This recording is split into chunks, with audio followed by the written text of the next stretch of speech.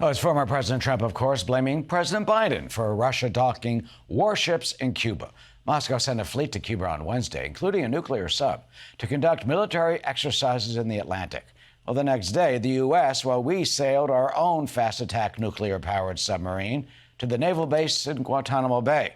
U.S. Southern Command says the sub's visit was pre-planned. But all this comes amid the tensions between the U.S. and Russia over the war in Ukraine. Who knows more about this than Dan Hoffman, former CIA station chief in Moscow, among other places, who joins us now. Dan, always good to see you. Is Putin yet again poking, at the U.S. and poking at us by doing this?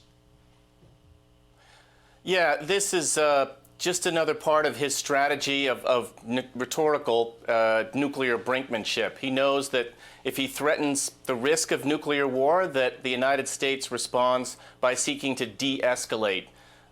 That's why he's holding military exercises right now, nuclear exercises with Belarus. It's why he threatened nuclear war when Finland was planning to join NATO, and threatened nuclear war at the very beginning, the onset of Russia's invasion of Ukraine. Each time, the Biden administration has delayed giving Ukraine what they needed. First, it was Javelin anti-tank weapons and long-range artillery and tanks, all the things Ukraine needed for their counteroffensive last summer. So this is Putin dialing up the pressure right now, seeking to influence the United States so that we won't permit Ukraine to use some of the weapons we've given them to strike inside Russian territory. Now, the Pentagon says that there's no threat. The Pentagon also says there aren't nuclear weapons on these ships. And they also point out that Russia has conducted these military exercises in the Western Hemisphere almost every year. And they go down to Venezuela, that they've docked during the Trump administration. There was a spy ship, for example. But you see this because we saw the nuclear-powered submarine, and one of the most advanced subs, the most advanced sub they have, as ratcheting up the message from Putin?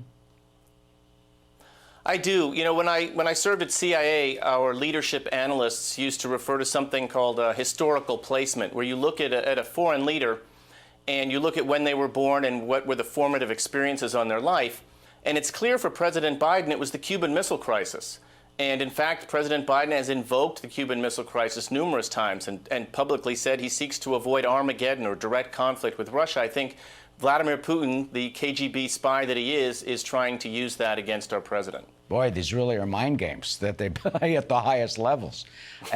And speaking of that, Evan Gershkovich, the courageous, brave, notable Wall Street Journal reporter, stays imprisoned in Russia, and he will stand trial. Your thoughts on that?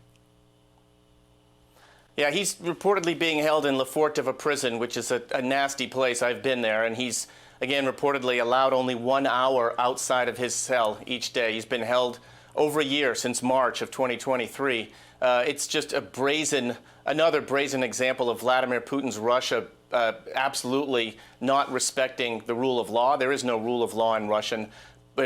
Vladimir Putin is seeking to extort the United States. He's got a number of Russian citizens who are overseas for crimes they did commit in jail, and he'd like to get them back, and he knows the only way to do it is a swap of the sort we saw when the United States engineered the release of Brittany Griner, the basketball player, in return for Victor Bout, the merchant of death.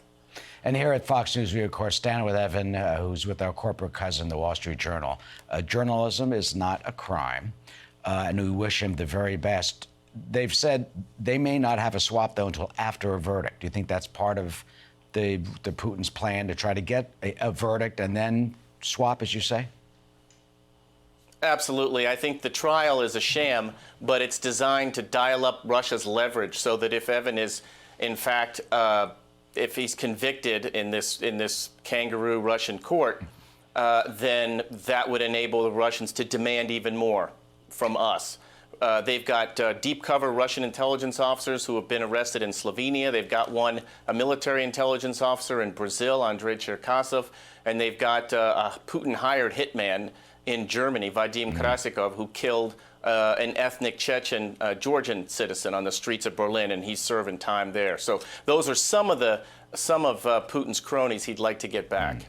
That was our best for Evan. We'll see what happens. And finally, on a final note, it's the eve of Father's Day, and you've written a very moving and touching and personal piece about your wife, Kim, who passed away from cancer. in raising your two boys and other issues. Your thoughts as us fathers are about to celebrate tomorrow. There is Kim with your son, with your guys' sons.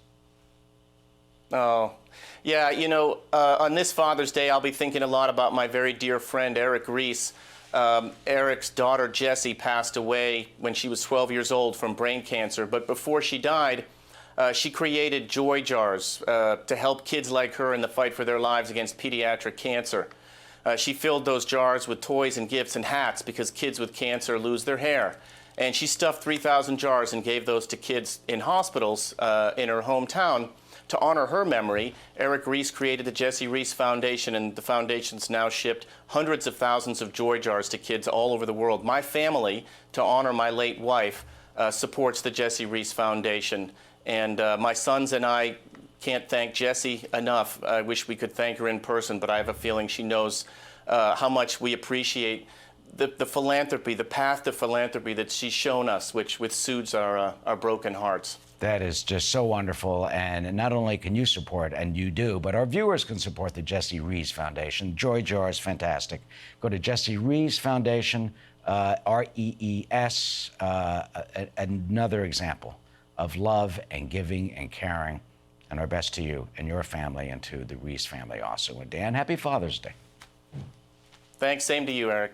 Good to see you. Hey, Sean Hannity here. Hey, click here to subscribe to Fox News YouTube page and catch our hottest interviews and most compelling analysis. You will not get it anywhere else.